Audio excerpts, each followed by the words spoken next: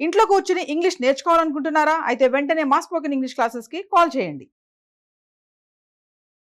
నమస్తే రమ్మగారు. నమస్తే జయ. చందమామ కథ ఒకటి చెప్పండి. పూర్వం కౌశాంబి అలాంటి నగరం, కేశవ నగరం అనుకో. నగరానికి ఒక పరమాద్భుతమైన రాజుగారు ఒక ఆయన ఉండేవాడు, అవంతివర్మ. ఆయన చాలా అద్భుతంగా ధర్మం న్యాయం జరిపేవాడట. వాళ్ళ దాంట్లో కంటికి కన్ను పంటికి పన్ను, ఎవడైనా కొడితే వీడితో వాడిని కొట్టించేవాళ్ళు. అదే లెక్క. చాలా ఖచ్చితంగా అమలు జరిగిపోయేది న్యాయం. ఇక నువ్వు నేను తేడా లేదు, పెద్దవాడు చిన్నవాడు లేదు, మనవాడు కాబట్టి ఆశ్రిత పక్షపాతులుగా ఉండటాలు అటువంటివి వాళ్ళ రాజ్యంలో నడిచేవి కాదు. చాలా గట్టిగా ఉండేవాళ్ళు.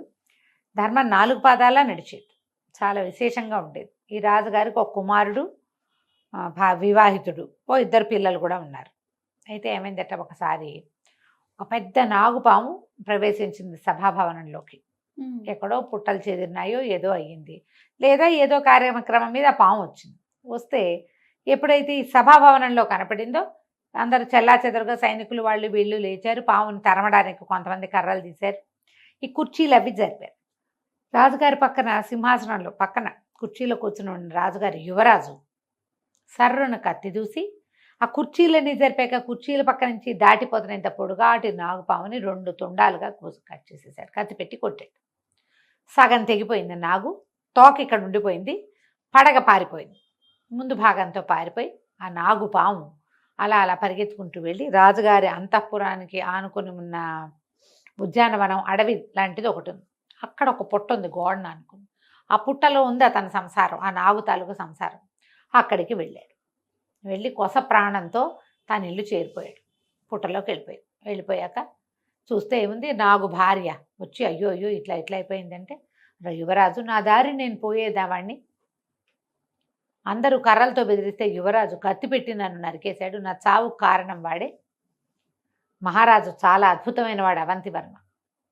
న్యాయ సూత్రాన్ని చాలా అద్భుతంగా అమలుపరుస్తాడు. కాబట్టి నువ్వు నా మరణానికి న్యాయం చేకూర్చాలని చెప్పి ఆ నాగు కాస్త మరణించింది. మగవాడు పోయాడు, నాగుపాము చచ్చిపోయాడు. ఈ ఆడ నాగుపాము ఉంది కదా భార్య, గోడును విలపించి ఎలాగైనా తనకి న్యాయం చేకూర్చుకోవాలని భావించి ఆ రోజు రాత్రి అంతఃపురంలో ప్రవేశించి తెల్లవారుతూ ఉండగా యువరాజు మెడకు చుట్టేసిందట. అయ్యో. చుట్టేసేసరికి అందరూ కేకలు పెట్టారు. పాముల వాళ్ళని పిలిచారు, సైనికులు కొట్టడానికి వచ్చారు. ఏం చేయాలో తెలియదు, మెడ చుట్టేసి ఉంటే పామును ఎట్లా తీస్తారు?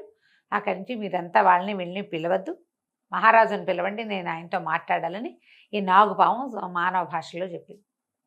పాము మాట్లాడుతుందని రాజుగారిని పిలుచుకొస్తే రాజు భార్య దీనంగా దుఃఖిస్తూ ఏం చెప్పిందంటే, నా భర్త తన దారిని తను పోతున్నాడు,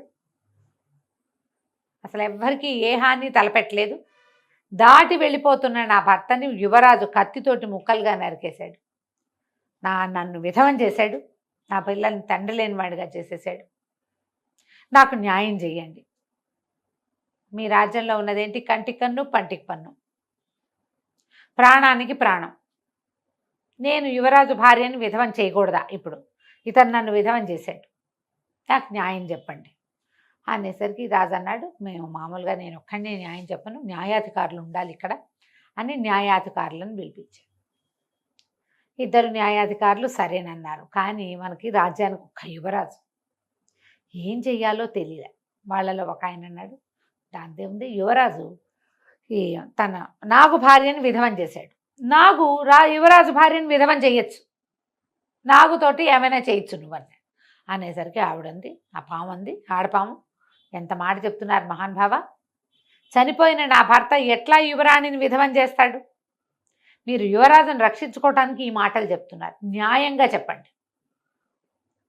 మీరు చెప్పేది న్యాయం కాదు. అంతే. చనిపోయిన వాడు ఎట్లా చేస్తాడు? నేను మిగిలాను, నాతోటి చేయించండి ఏదైనా అనేసరికి సరే 2వ న్యాయాధికారి గుడ్లు వీళ్ళకి ఎట్లా వస్తాయి, భయం, అనుమానం, ఏం చెప్తే ఏం చేస్తుందో. మెడ చుట్టుకున్నది ఒక్క కాటు అందుకుంటే అది నిజానికి కాటేయచ్చు, కానీ న్యాయంగా అడగడానికి వచ్చింది. కాటు అందుకుంటే చేసేదేం లేదు, రాత్రివేళ కాటేసింది అనుకో వైద్య సహాయం అందక, కానీ అట్లా కాదు, ఇతను చేసింది అన్యాయం, దీన్ని న్యాయం చేయండి అని అడగడానికి వచ్చింది. 2వ న్యాయాధికారి మంచి తెలివైన వాడు, ఆయన అన్నాడు, అమ్మా తప్పకుండా యువరాజు వల్ల నువ్వు విధవయ్యావు, యువరాణి కూడా విధవ కావాల్సిందే. యువరాజు ప్రాణాలు నువ్వు తీసుకోవాల్సిందే, విధవని చేయవలసిందే యువరాణి నువ్వు. అయితే నీకు ఎంతమంది అమ్మా సంతానం అన్నాడు. రాజు నాగు భార్య తెగ దుఃఖిస్తూ దీనంగా 5 పిల్లలండి నాకు అని. సరే, యువరాణికి కూడా 5 పిల్లలైన ఉన్న విధవని చెయ్యాలి నువ్వు. యువరాణికి 5 సంతానము పుట్టాక వచ్చి కాటేసేయి నువ్వు, మేం కాదనం, ఇదే న్యాయం అని ఒక ఘోషణగా చెప్పారు. నాగు భార్యకి రాజుగారు మాటిస్తున్నారు. యువరాణికి 5 సంతానం కలిగాక ఆమెను విధవని చేసేందుకు నాగు భార్యకి హక్కు రాస్తున్నారు. ఎప్పటికీ యువరాజుకి 2 పిల్లలు. ఎప్పటికి వస్తుంది? ఎప్పటికైనా రావచ్చు. ఆ కాలంలో బర్త్ కంట్రోల్ లేదు కదా. అదే. కానీ ఆ తర్వాత పిల్లలు పుట్టాల రాజుగారికి. యువరాజుకి ఏమో పిల్లలు కలగలేదు. రాజుగారు చెప్పారు, చెప్పి నువ్వు ఎలాగో ఇట్లా ఇక్కడే ఉంటావు కదా, పుట్టలో అంతఃపురపు ఉద్యానవనం పుట్టలోనే ఉంటావు కదా, చూసుకుంటూ ఉండు, మేము కూడా కబురు చేస్తాం, నువ్వు ఇది కబురు చేయాలి, 5వ సంతానం పుట్టాక మీరు కబురు చేస్తే నేను వచ్చి యువరాజును కాటందుకుంటాను అని అడిగిందట. ఆ తర్వాత ఎప్పుడు యువరాజు యువరాణి పిల్లలతో కలిసి తిరుగుతూ ఉండేవారు. ఎప్పుడు 2 పిల్లలతోటే కనపడ్డారు, కానీ 3వ పిల్లతోటి కూడా ఆ పాము ఎప్పుడు చూడలేదు. చూసి చూసి చూసి చూసి తన పగ తీరకుండానే పాము ఎప్పుడో వెళ్ళిపోయింది. న్యాయ సూత్రం ఇట్లా అమలు చేశారు. 5 పిల్లల విధవ ఇది. మరి 2 పిల్లల విధవ ఎట్లా పనికొస్తుంది? 5 పిల్లల విధవే అవ్వాలి కదా యువరాణి. మనుషుల తెలివితేటలు చూపించారు. మనుషుల తెలివితేటలు అంతే కదా రమ్మగారు. అంతే. బాగుంది. అది కంచికి మనం ఇంటికి. నమస్తే. నమస్తే. సుమన్ టీవీలో మీ పర్సనల్ అండ్ బిజినెస్ ప్రమోషన్స్ కోసం కింది నెంబర్కి కాంటాక్ట్ చేయండి.